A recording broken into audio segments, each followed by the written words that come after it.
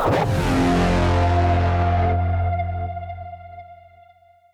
right, we're off to the races. What's going on, everybody? It's Mike Novak from the Novak Real Estate team coming at you today. Rachel, my lovely, beautiful wife, and I are going to be talking about hiring. So this is the Build Mastermind group. We meet every single week, and we do a super deep dive into one topic. Our partners in this venture are Jim Black and Ed Stroud, two total rock stars. Jim's out of the Boston area in Massachusetts, and Ed's got 3 expansion teams, Ed, but headquartered out of Kansas City kind of area.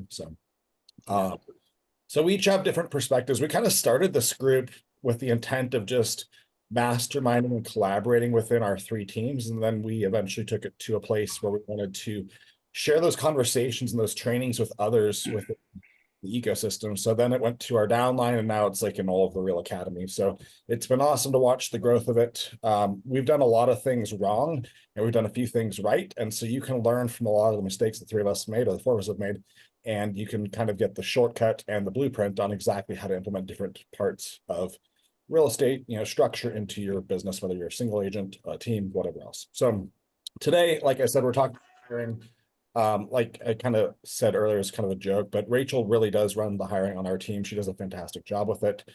So today we're going to ask Rachel a lot of questions and try to better understand how to hire better. A lot of people I talk to are single agents. Chris, I'll just use you as an example. Like, you have a thriving business. You know that you could do a lot more, but you're not really sure, like, what's the right person to add? When should you add them? How should you find them? How should you compensate them? What are they going to do? How is it going to help you sell more? And so we're going to really try and break that down for you guys today and give you a structure that you could follow. But Rachel, let's talk about the needs analysis first. Like, when we know that we need somebody, what are kind of the signs that, hey, it's time to consider looking for someone to fill a role within our organization? Whether I'm Chris and I don't have anyone yet, or we're Ed's team, we've got 35 people and we've got a gap in a department that needs a new person added to it. Like, how does that come to fruition in conversation? I know that we're like 6 to 12 months out on where we're going, and we're trying to hire way out in advance and get ahead of that. But can you just kind of break that down? 100%. I think that one of the biggest mistakes that real estate agents or real estate, people who want to be a team leader, people who want to be a mentor, one of the biggest things that they do wrong is that they try to hire somebody when it's almost already too late. Like, they're already almost too busy, and they now don't have time to train that person accurately. And so what most of the time that we see happens is people get caught in this cycle year after year, where they're not busy enough to justify an expense. They're not busy enough to justify having somebody come in to take things off of their plate. And so they just suck it up and they just do it themselves. And then they start dropping balls, and then they realize, oh no, I really actually do need somebody to come in, but I don't have time to train that person. So then they don't take the time to train that person. And then that person fails because they weren't set up for success nor trained properly. And now the cycle continues because now they've lost this person. So the biggest way to really identify when it is, like, when do I need somebody, is number one, you're starting to see very small gaps in efficiencies or very small gaps in processes that you are not personally able to fill, right? There are things that are happening, very tiny little balls that are being dropped, not detrimental, not, deal ruining, not even client process ruining, but little bitty things that you see are not getting done because you don't have the actual time to do it. Number two, you're spending more time than you should doing things that are not dollar producing activities. So if you start seeing that I'm spending more time doing paperwork, I am doing more time cleaning up my database for reZen, if you're with Real, right? If I'm spending more time organizing the files, if I'm spending more time working on blog writing, or if I'm spending more time organizing the listing paperwork for these listings, and I'm not actually doing dollar producing activities, like, those are important things, guys, don't get me wrong, but those are not things that drive revenue in your real estate business. Okay. And if you're spending too much time on non-dollar producing activities, then you are getting out of your lane of genius as a salesperson, and you need to reevaluate where you're spending that time. So those are 2 big ones in regards to needs analysis. Yeah, very helpful. And you know, I'm gonna just tell you guys, if you're a really good salesperson, by extension, you are also a really shitty administrator. I'm just gonna tell you that. Sorry, Chris, I hate to burst your bubble. But if you're world class in sales, you're just not that good at doing the mundane paperwork and the processes. Like really good administrators, they love tasks, they love paperwork. They're really process driven people, which is awesome. But that's completely conflictive to the characteristics that make somebody a great salesperson. Great salespeople have awesome conversations. They bring tons of energy to everybody that they touch. Great on the phone. They're great closers, but they have to stay in their lane. They have to be able to identify that and be self-aware of that skill gap. And as soon as we become self-aware of that skill gap, that's when things can really change. And you say, okay, you know what? I love sales. I'm going to go much, much deeper on this. And because of that, I'm going to hire an administrative assistant to take off my plate all these things that are really task-driven activities that don't drive revenue. So if you're a single agent, your first hire should really be an administrative assistant, hands down. Like it shouldn't be an ISA, shouldn't be a showing partner. It sure as hell shouldn't be a buyer's agent. We'll talk about that later. It has to be an administrative assistant, okay? And I get agents messaging me all the time, like, hey, I want to add agents. I'm like, awesome. Tell me about your support staff. Well, I got like a VA. Okay, that's not a support staff that you can actually build off of. That's awesome. And that's one component of a support staff. But to actually build a sales organization to bring value to agents, you have to have like a badass administrative staff, like badass listing corners, badass closing corners, badass marketing and operations. Like there's so many other pieces to it before you add agents. So I wanted to talk about hiring sequence because it's a really important conversation. And if you get this wrong, it can delay your growth for years. And Eric Hatch, who's coached Ed, he's coached Jim, he's coached Rachel, he's coached myself. He really wrote the book literally on this process. And Eric's suggestion, which I completely agree with, is your first hire is as an administrative assistant. Your second hire should be a showing partner. And we'll talk about that later. The third hire should be another administrative assistant, and your fourth hire should be an ISA. Then you have permission to go add an agent. Why is that, Rachel? Like, why do we want to scale up our personal production before we just start adding agents into the mix? Well, you and I had, we've done this wrong. There's so many people that have done this wrong. People want to bring in a buyer's agent because they think that they can get, again, they think they can get that person to sell as well as we do. It's not going to happen. That doesn't happen. Okay. What we have to do is we have to build an infrastructure where the entire revenue of the business is dependent on our skills because we have the skills. So when you're building a business, when you're building a sales team, when you're building a support team, you have to have all of the support. So where if all I have to do all day long is go have conversations and convert people and bring people into my pipeline, that's all I have to do. I can generate massive revenue for my business with the right support. Whereas if I'm bringing somebody in and my first hire is a buyer's agent, now I am the one having to take care of their paperwork and training them. And I am now being pulled away from the lane of genius that I should be spending my time in. So it's going to nosedive your revenue.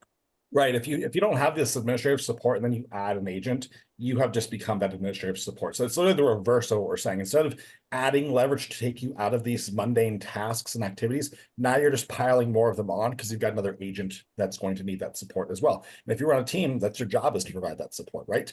But you need to provide that support through a solid built administrative staff. Okay. So I want to be super, super clear about that. Okay. So let's say that we're going to hire an administrative assistant. We're like, okay, that's the hire I need to make. What is step one, right? Like, what do we need to do? Like, I mean, obviously we want to hire this person, but we need to slow it down a little bit and really kind of get things kind of sorted out and figured out, right? Yes, 100%. So another big mistake that we see people make, and of course I've made ourselves in the past, is that we just assume that the person coming in will know what we want them to do. And so what we don't do, which is what we should do, is first know the exact areas of responsibility that you want this person to handle. Like what specific things Does this person need to take off your plate in order for you to be as efficient as possible in the role that you want to stay in? And so Dawn asked this great question in the chat just now. What is an administrative assistant supposed to do? Like, what is their job? What is their AOR? What are their areas of responsibility? That should be transaction coordination. That should be file management. That should be office operations or office management. That should be, operations of the systems, like making sure that all the systems that you use, the software that you use are organized. And then client care, right? Like, how can they help support you during the client care process, right? Setting expectations. Again, anything that involves task-oriented items, task-oriented things that you could pay somebody $20 to $30 an hour to do should be put in the area of responsibility of this administrative assistant. So for a single agent, that administrative assistant is going to wear a lot of hats for the first little while, right? It isn't until you grow a bigger team that now you can have specialized administrative assistants where you've got specific, people running operations and specific people running contract to close coordination and specific people running listing coordination. Like, that takes time to build into. So that first initial administrative assistant you need to have the AORs completely identified. And to be perfectly clear, that list can't just be comprised of the stuff that you don't want to do. Like, you have to train that person for all the things that their areas of responsibility should be. But a lot of people will make the mistake of bringing on an administrative assistant and then having the administrative assistant be the one to follow up with their leads. What? Stop it. That is your job. Nobody thinks it's fun. 0 people in this industry think that it's fun to nurture and call people and, prospect on the phone. It is not fun. But if you are passing off only the things that you don't want to do, you're not going to build that person up into the true leverage and support that you really need. So if I'm an agent and I hire an administrative assistant, the things I'm holding on to, just to be super clear, I'm still responsible for the lead conversion part of the business. That is 100% on my shoulders. I am the hunter. I'm not handing any of that off at this point. I'll be very clear about that. I'm still doing the buyer consultations. I'm still doing the listing appointments. And then I'm also showing the houses. I don't have a showing part at this point. So I'm out showing homes and showing people properties nonstop. Like, those are the core fundamentals to. And of course, offer writing. Like, you can train your administrative assistant to write the offer format, but you're going to have to give them all of the details to do it. And I would say that's going to be a fairly advanced administrative assistant that actually can understand that and kind of get trained up on it. I know for us, like with our showing partners, it's one of the last things we train them on, just because there's a lot of liability to it. If they make a mistake, it can be a very expensive one. So offer writing at some point could come into the mix, but not typically right away. Exactly. As far as the leverage goes, we talked on the buy side, like they would do things like set up your files once you sign the buyer. They would take care of opening escrow once the file goes under contract. They would do all of your contract to close coordination, which is really, really important. Like, you'd stop outsourcing it at that point and you would bring it in-house. On the listing side, they would tee up all of your listing paperwork for your listing appointments. They would drive all of your marketing, all of your vendor coordination, things like your photography, your staging, your signage installation, your key box installation, all of those things that you have to do on a listing. And then, they would take your listing actually live as well. You'd be, of course, involved in the offering process when someone offers on the property, but there's a lot of leverage they can bring on the listing side. And then there's marketing too. Like, you should start to build regular marketing rhythms at this point in your business, and things like sending out a market report every month. Your administrative assistant could and should help you build email newsletters, things like that. Do all of your listing flyers, just like basic marketing type tasks. Absolutely. I think another important part of this is, as you're thinking about wanting to hire somebody, as you're wanting to bring somebody in to leverage different areas of your business, you need to be the one to start a Google document or a sheet or whatever it is, and start writing the description of every single thing that you do in every single process. When people come into an organization and there are no SOPs, there are no standard operating procedures, there's no expectation for how you want things done, an administrative personality is going to flail in that position. They need a blueprint. They need guidance. They need a path, a map to walk and understand what the expectations of them are. You, as the agent, are responsible to create that for them. So our team has more SOPs than I probably care to count, to be totally frank with you. But it's because every single thing that we do, if there's a breakdown in a process or breakdown in efficiency, it's an opportunity to create a better and a more efficient process, and it has to be written down explicitly. So having the written description of the areas of responsibility that you want this person to maintain needs to be broken down first by like subject. So whether it's operations or whether it's marketing, whether it's transaction coordination or listing coordination or whatever it is, and then get really granular on every single one of those things. The coordination for the photos needs to be done X amount of days prior to listing. And then the photos need to be handled like this. And the link needs to be sent to the client with this email template that you also write in there. Like we're getting super, super specific, and having those expectations and that document and those descriptions written up before bringing the person in will almost guarantee their success, right? Now they have a blueprint. And the right people coming into your organization, the right people coming into your world will look at that SOP, and they won't just see it as the Bible, they'll see it as a blueprint. And then also making sure that you tell them this is an evolving process. This is a living document.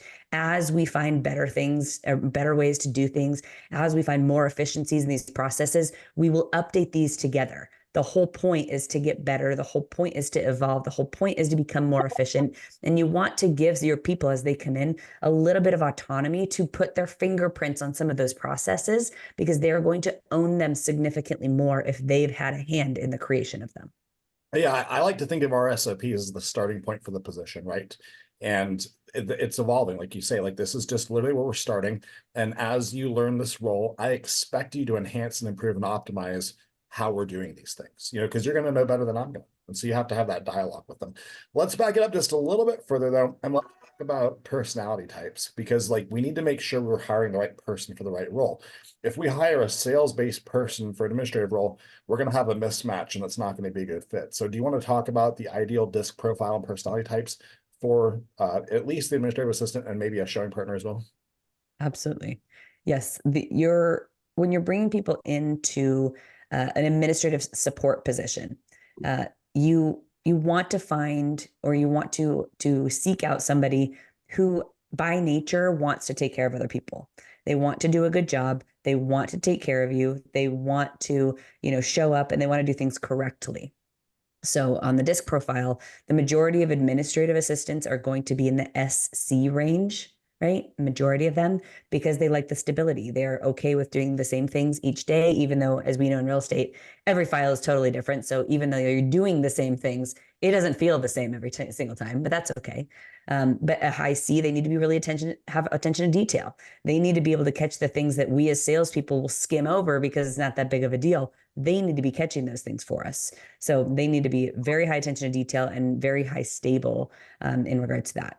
For somebody who's a really high I, an administrative assistant position is not a good fit. A very high I person wants interaction with people. They want face-to-face. They want conversation. They want to be a part of things. And a lot of times on the administrative assistant, like contract coordination side of things, they're in front of their computer a lot, right? Or they're maybe on the phone a little bit. So I would rather bring somebody in who I have to train and coach to be confident on the phone than have somebody who itches to be in front of people and I have to train them to be in the office. Okay. That's in regards to the administrative side. On the showing partner side, you get a little bit of both. The showing partner is kind of a beautiful personality because there's somebody who wants to help. They want to support. They really, want to also build their sales skills, but there is that level of face to face that they really enjoy, and they're okay with the balance of spending a little bit of time in front of their computer as well. So you're going to have a little bit more luck with like an IS personality with a showing partner. Preferably if somebody like in our world, the showing partner position is meant to be a transient position. So it's meant to be a 2-year position. So the having a little bit of D with, as long as they're humble, is a great fit. Because they can come into the role, they can, humble themselves for those couple of years. So they're learning the business and learning the trade and learning everything about it. And then they can go and they can crush it. So we've had, multiple partners on our team that have gone through that really successfully. Yeah, I was thinking the showing partner is kind of like a servant-minded person. And you know, like you don't have to just spend like you don't have to punch the 2 year clock and then move into being an agent. Like, you know, for you, you had Jen, who was a really great partner. She ended up going like 3.5 years in the Mhm. partner because she wanted to spend more time learning and mastering real estate, which was a great decision for her and paid off massively for her in the long run. So I don't think that there's any like there's no pressure to move from that position to another No. one. Typically, your people that will transition from a partner to an agent pretty well do develop some pretty significant D in them, or they won't make it as a salesperson. Like they have to get very assertive and driven, or they just won't, like indirect too, or they just won't be able to make it. So every salesperson has got at least like a 20-25 D, if not a lot higher. If you don't know disc profiles, if like everything we're saying is foreign to you, go just YouTube it. There's some great videos about it. Kyle Whistle, great agent out of San Diego. He's got some awesome training on it. And you can go watch the videos and learn what each of these personality types are and how they could possibly fit into different roles within your organization. We use disc profiling not just for hiring, but also for lead conversion. Like we adjust our conversations to our clients and our leads based off of how we perceive their personality to be and what we know will make them feel good and happy and feel heard. So, okay, so we've got the disc personality kind of identified at this point. We're ready to start the hiring process. What's step one, Rach? Step one is to cast your net. So, we utilize Wise Hire, which is connected to Indeed and Monster and multiple different, platforms for resume submission, basically. Um, and that's been mildly successful, like, for particular positions. We also leverage our title and escrow or attorney partners. So we'll reach out and let every single person, every single one of our industry vendors know what we're looking for, what kind of personality we're looking for, what position we're looking for. So really, and of course, social media. So we're putting it out on social media, putting it out consistently in stories, putting it out, everywhere that we can. Basically, the best hires that I've found have come from like a connected industry or our sphere.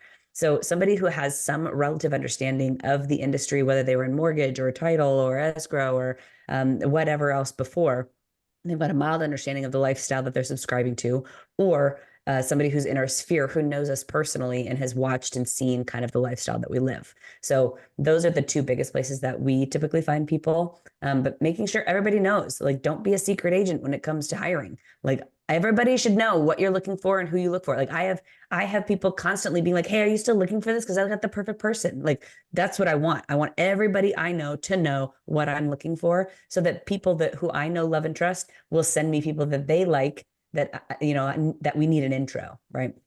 So that's definitely step one. Step two, I mean, in regards to that kind of process, is getting on the phone with them. I used to be really hardcore about getting their disc and getting their resume and getting all these things. And yes, that stuff's important. But at the end of the day, what's most important is the connection with this person. That just like with leads, just like with clients, we have to connect with that person. So getting on the phone as soon as possible and having that conversation be all about them. Tell me about you. Where are you from? What do you do? Why do you do what you do? Who does that with you? What would your coworkers say about you where you're at right now? Why are you leaving? I want to know everything. Tell me everything about you. Like, it's important to me, right? And I think that people appreciate that. People want to feel like they are wanted. People want to feel like they're going somewhere where they will be missed if they don't show up. And I think that that's a really important part of it. So in that phone interview, in that first interview, I will look out for a couple of things. And these are things that you need to take note of, y'all. Okay. You want to look out for crap talking, no crap talking. They're talking crap about their current job. They're talking crap about their current boss. If they're talking crap about their current coworkers, if they're talking whatever, if you want to look out for crap talking. Number two, victim mentality or blaming others. If nothing they've done is their fault, nothing that has happened to them, like, it's just they've been the victim of the short stick and all these things. Big red flags, guys. Big red flags. Okay. So I look out for those things big time, because it's super, super important in our world that they are in complete alignment with our 10 core values. And a lot of those include contribution and vulnerability and extreme ownership, right? So things to look out for throughout that conversation on that side as well. Yeah, anything like that could be potentially toxic to your culture. Protecting the culture of your existing organization is your number one priority when you're hiring. Like it just has to be. I want to back up just a little bit because you talked about casting a wide net to your sphere, and I just want to put a word of caution out there to you. Just because somebody comes to you from your sphere does not mean in any way, shape, or form that you should not follow the hiring process for Yeah, that person. great Just point. because you know them, you've been BFFs for 25 years. I don't care. Put them through the same process. I Mhm. see people make this mistake all the time. But if you haven't set the right expectations, if you haven't put them through qualification of the role, of the responsibilities, you're setting them up to fail. You are not doing them a favor. You're just taking a shortcut, and it's going to result in a lot of pain, a lot of headache, and just ultimately repeating the process. It's kind of the exact same as when you have one of your sphere friends call you and say, I want to buy a house. And instead of just sitting down with them doing a consultation like you would do for an online buyer, you just run out and start showing them houses, right? Like you're just treating them different because they're your sphere. Don't treat them different. I just want to put that out there to you. So, all right, we get through the phone call, and what's next, Rach? Next on our team, so this is dependent on if you are an agent wanting to join our team or if you are an administrative assistant or administrative personality, a W-2. So as an employee joining our team, we take a very, very slow approach through the hiring process, very intentionally. It's really important to us that they know exactly what they're walking into and exactly who we are, what we stand for, and vice versa. On the agent side, there's a couple of our newer agents on the team on this call. So as they know, it's like we're going to have a couple of conversations. We're going to discuss through concerns. We're going to talk about things. But on our team, we do something called match month. So the first 30 days that you're on the team is basically an extended interview. It's your opportunity to prove that you want to be on this team. It's your opportunity to prove that you're willing to do the activities that it takes to become successful in real estate. And it's your opportunity to prove to the team that you're going to be a contributor to the team. So that's on the sales side, because what we found out over years and years is that you will never be able to have a crystal ball and guess how somebody's going to show up as an agent until they just start showing up as an agent. So we've circumvented that part of the process on the agent side.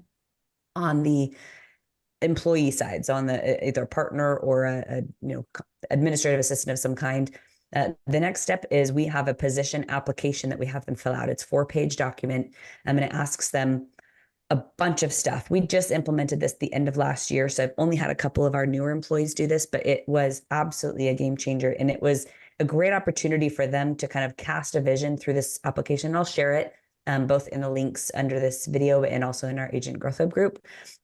It's a great opportunity for them to say, like, this is what ideally I would like. This is what I envision for my position. This also gives them an opportunity to share with me all of their favorite things and things that they really enjoy. And then also what they don't like. Like it asks them very specific questions about what they don't want to see in a leader, what makes them feel uncomfortable as an employee. And so it really kind of creates a significant amount of great talking points for the next stage of the process. So go for the phone interview. If I like them enough, I send them the application. I also send them essay questions, and then we do a disc profile. So it's that point that they have to jump through a couple little more hoops before they earn the right to come and sit down with us face to face. Once they complete those things, then we do a face to face. And that's where I basically am able to go through this position application, ask them a lot about these questions, ask a little bit deeper about things. To be honest with you, and I've got a couple of my teammates on this call, I asked some of the exact same questions in the in-person interview as I did over the phone, because it is amazing how people will show up differently in person as they did over the phone. And I want to see how consistent they are as a person. Emmy is on here, my operations assistant. For the record, it took me 5.5 months of interviewing. I interviewed over 40 people in person before I decided to send a job offer. Okay. And this was because I was so particular about exactly what I was looking for. I was so particular about exactly who I was looking for. I knew the personality I wanted. I knew the drive I wanted. I wanted to see ownership mentality. I wanted to see, being able to read between the lines on things. And going through this process slowly, none of those 40 interviews were a waste of time. I met a lot of really great people. I actually have been able to refer some of those people to other industries and other industry, vendors who were looking for assistance and things. There were great opportunities to meet people, but I knew exactly what I wanted because I had taken the time to write out the descriptions, to write out the benchmark document, to write out the exact things that were going to be her AOR. So when I got her in person, this is just a solidification of the phone conversation plus all the information she provided in the position application, then the disc profile and all this stuff. So it's basically just a confirmation of who this person is. Awesome. You mentioned W-2, and I just think we should touch on this for a second because I see this mistake a lot in real estate. I am not a CPA, but I will tell you guys, if you have administrative staff and you try to pay them as W-2, you're asking for a tax audit and you're asking for huge potential liability with the IRS. So if you control what people do or how they do it, you have a W-2 employee by definition. So make sure you talk to your tax person about that. I've seen a lot of agents push the envelope on this. We did it for a couple of years, and then we had a new CPA come in. He's like, stop doing this immediately, pay your people W-2. We started doing that in 2020. And it's really the right way to do things. Jim and Ed, do you guys do W-2 or do you 1099 your administrative staff? W-2. They're all W-2. Yeah, same issue, right? Like it's a super gray area that can leave you responsible for not only the payroll taxes that you would have paid, but also the payroll taxes that employee would have paid as well. So huge potential liability. People don't do it because they think running payroll is a headache. There's lots of online ways to run payroll now. It's not that big of a deal. Don't use Gusto payroll, just FYI. But anything else other than that is great to work with. Awesome. Okay, Rachel. So we got them in the face-to-face interview. They've done the essay questions. What's next? Yeah. So in that face-to-face interview, I'm looking for the same kind of things, right? I'm asking them a lot of the same questions as I did in the phone interview, but I'm also looking for, are they taking ownership of their development throughout their career? Are they blaming people that they have worked with prior for why they didn't advance? It's amazing how many people really have the mentality of, there's nothing that I could have done. It was they did this to me and I was just the victim. And guys, like, I don't think that in this industry, all of us are trying so hard to be better people. All of us are trying so hard to achieve a level of personal mastery. We don't want people in our world who are always going to see us as the bad guy, trying to get them to do something they don't want to do. So it's really important to identify those red flags during that in-person interview, especially once the in-person interview is done. And now it's time to check references. I want to talk to some of the people that you've worked with. I want to talk to a previous boss. I want to, have a conversation with people to solidify your character. And so I ask for 3 references, or reference letters from people, obviously, is very, very helpful as well. And I'll typically go at least 2, if not 3 deep on those. So in a conversation with a reference, I'll be like, hey, thanks so much. This is awesome. You've given me so much great insight on Emmy. I'm really excited, to move through this process with her. Who else do you both know that you guys maybe worked with that I could talk to about her? And I'll get another number. And it's a way for us to be able to really solidify who that person is, the character of that person, their work ethic, and of course, make sure that what we're feeling and seeing from this person lines up with who they will show up as for the next year, 2 years, 4 years, 5 years, however long they work with you. Yeah, I It's would a really big step. A reference from somebody that was someone's peer, just so you know. If the person was not directly supervising the person you're interviewing, don't accept it as a reference because there's zero validity to it. Just personal opinion on it. Most people in this world will put their buddies, like their workmates, Yes. as references. No, that's not going to work, guys. All right. After references, there's still one more step, isn't there? There sure is. So after references on our team, we do a panel interview for an administrative position. So this is the opportunity for other leaders in your organization or other people who know your business well to interview this person on your behalf. And I can tell you, I think I had 3 or 4 people get to the panel interview for this position that I hired Emmy for. And what that does, guys, is I'm like sold on this person. I love this person. Like I'm a people lover by nature. So like I love everybody. I want people to do well. I'm really excited for them. But having a third party being able to interview somebody and look for the red flags and see things that you may not see because you're clouded by excitement is absolutely key. So they come in and they do a 30 to 60 minute sit down with Mike, Chuck, and Jen, who are our leadership committee on our team. And I'm not part of that process. I'm not part of that meeting at all. So I don't sit in and get to justify any of the answers or, oh, well, this, or, like nothing. It is completely that person with these 3 leaders on the team interviewing as if they've never met this person. The only background they have are the essay questions, the application, the reference check. All they have is the information that I've been able to provide them throughout this process. And then they get to go ham on this person and really dig into who they are. And Mike, Well, you're part of all of those. So tell me your perspective on the panel interview. yeah, well, so we have both Emerald and Emmy on here, so I want to get their perspective just from the applicant role because they were both panel interviewed and did a fantastic job in it. But from our perspective, what I was looking for is inconsistency. Like, where have they said something that is not actually the truth? And I'm just trying to like sniff that out in this panel interview. Like, I want to see if what they're showing me is who they really are. There was one girl who Rachel had very close on the operations side, and we're like right on the fence with her. And then we just listened to her language patterns, and there was victim language patterns used in virtually everything she said. And we started just kind of piecing it together, like, well, how come you didn't take ownership for that issue? And how come you didn't go try to push up the chain of command to fix the problem? Well, my boss, did this or that, and Oh, like, she said, that wasn't my job. yeah, that wasn't my job. Right. And we're like, okay, I think the panel interview's over at that point. So we're looking for inconsistencies. But Emerald, Emmy, love to hear your perspective from the applicant side. Um, I would say that I actually really liked the process. I could tell that like I felt like I kind of had to work for it, especially like the essay questions and things. And I feel like the way that you guys do it is a really good way because I didn't even think of it as like, oh, they're gonna check for consistencies. I just felt like I was going into it and like just being myself, I guess. Um, but yeah, I liked it. I feel like I could see people feeling a little bit intimidated, but I feel like that's a good thing, like in a good way. And you guys are very straightforward on like who you are and what you're looking for. And I feel like it gives as an applicant the opportunity to be like, maybe this actually isn't for me. They're too intense or whatever. So I really enjoyed it. Exactly. Who you're possibly getting in business with, right? Like you're not just seeing one person, you're now seeing three more. Yeah, for sure. How about you, Emerald? Yeah, I'd agree with Emmy. I think coming into the industry and not really understanding kind of the dynamic of a team, sitting in a panel interview with the leaders, it helped me gain insight into the culture.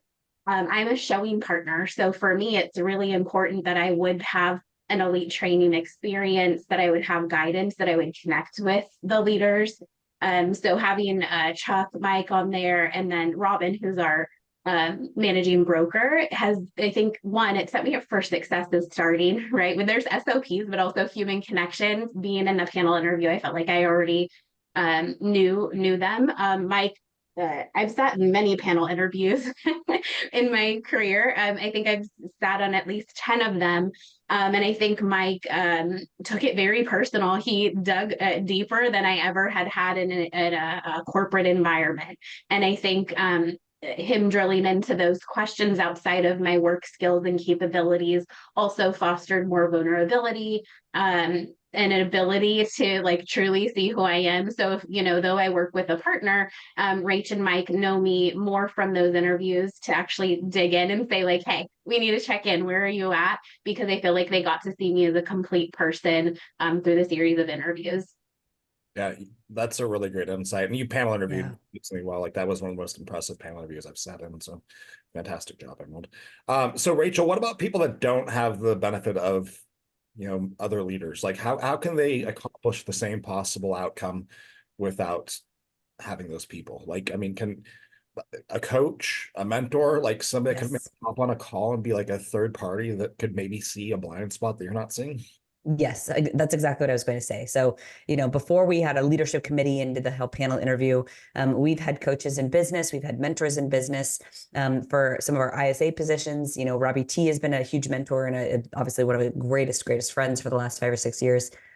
So bring people in who know you, who understand what your business looks like, and who have your back. Have them like hop on a Zoom interview with that person. Have them, even if it's 20, 30 minutes, just being able to ask questions on your behalf without you there so that they can provide a different perspective on that person for you. That I think is totally key. So a coach, a mentor, somebody, in your network at Real, wherever that is, bring somebody else in as a third party on your behalf to be able to gain that perspective. Perfect. We only have a couple minutes. I want to just briefly blast through onboarding and then just some ongoing leadership. Like we've made that great hire. We've made them a job offer. They've accepted. They're now starting. What do we need to do to make sure they come on smoothly? They develop proficiency. They start providing you leverage. And then how do we manage this person long-term to help them be successful? Well, one of the biggest things that we learned over the years from, our mentors, Eric Hatch specifically, is that the best way to bring somebody in is really to slow down the process and spend time with them. You've spent so much time hiring this person. Now to bring them on and be like, okay, good luck, and hand them, this like written SOP and do nothing else with them is really irresponsible. And so while there's necessity in having leverage, so there's going to be some things that you can have them do immediately that are taking off of your plate, being able to follow this process of, you do, they watch, then they do, you watch, and then they go do, that key, that, the key to that is I'm sorry, that is the key to their success long term, because now they've seen exactly what you do, exactly why you do it. You've been able to explain the hows and the whys behind it, which gives it purpose, which gives it meaning. Now you're watching them do it, and you're ensuring that they're doing it correctly, or you're providing them with feedback on language patterns or their responses or the tasks that they are accomplishing and needing to do. And you're continuing to watch them do it and providing that feedback. That's allowing them to grow and build confidence in the actual tasks that they're responsible for. And then once you're both through that process, and it takes months, guys. And once you're through those process, now you both have the confidence to know, I know exactly what they expect of me. I know exactly how to do it. I know what I need to do. I know how to close the loop of communication so I can go do this. And now you've spent, our hiring process takes 4 to 6 weeks minimum, right? Between when I initially talk with them through all the way through to actually giving them the job and them starting. And so if you expect the hire or the onboarding process to take less than that, you are sadly mistaken. You need to spend that time with that person so they know exactly what's expected of them. They know exactly what processes to follow. And then you have the confidence in them to know as well that they're doing the things that they need to do. So on the administrative side, that's really how it's done. I always use the rope analogy. Like as you delegate things, you want to let that rope out one hand at a time, right? And you want to make sure they've got it before you let another hand go. A lot of people, what they do is they hold on super freaking tight to that rope. And then they're just like, cool, you got this. Boom, rope is dropped. And then you have major issues. And I see people do that all the time. Super common problem in real estate and in other industries. Don't make that mistake. The other thing, the big mistake I see people make, Rachel said you're going to follow me, then I'm going to follow you. The me following you part gets skipped all the time. We're really going to have people watch us, and then we're really good at having them go do it. But we're not that good at actually shadowing our person and actively coaching them on exactly what to do and how to do it while they're actually driving. It's really different for somebody to learn a skill when they're the ones that are doing it, watching you do it. There's a huge difference there. I don't want you to miss out on that opportunity. Exactly. All right. Yep. I think, I was going to say, I think the most important thing to remember is, we hire really slow. We make sure that they understand exactly what they're walking into so that there are no surprises. But if they get into the position and it's not a fit, we don't keep people longer than necessary either. Like we will cut bait quickly if we feel like if they showed up as a totally different person. So, really being on the lookout for that, I think is super important. But yeah, I think like with the onboarding, with the training, like the beautiful thing is if you get the right people into your world, they're going to blend well with your personality. They're going to start seeing in between the lines. They're going to want to take things off of your plate. They're going to want to say, hey, how can I support you? What else can I do? I've got a little bit of time. What can I take off your plate today? Like those are the kinds of things that you want. And you're only going to be fostering that by really actually investing in that person as a person personally and professionally. So bringing people into your organization, like we tell our people, look, this is a holistic experience. This isn't like okay, you get to leave all your crap at the door and then, show up through the front door and like, oh, I'll just be who I am and I can put on my pretty face. Like life in real estate is a subscription that we are all subscribed to. And it like everything that happens in business affects us personally. Everything that happens personally or that's going on in our lives personally affects our business. And you have to be okay with that. You cannot be a boss that says, leave your crap at the door and then, we'll deal with it later. Or I don't really want to deal with that stuff. That's not my AOR. Like everything is our AOR because this is their lives. This is their livelihood. This is their life. It is our responsibility to make sure that they are doing well holistically as a person. They are heard, seen, and felt in your environment. Cool. Awesome. Rachel, you just shared so much value with everybody. If you guys follow this process, you're going to get this right more often than not. So I hope this was helpful for you guys. Next week, what's the topic, Rachel? Do you know? Oh, I'm really excited for next week's topic. Jim and Ed are diving into how to become the leader you admire. It's gonna be really good. Yeah, Two leaders I admire massively. So exactly. I know. I'm really excited for that one. So cool. love it. All All right, awesome. guys.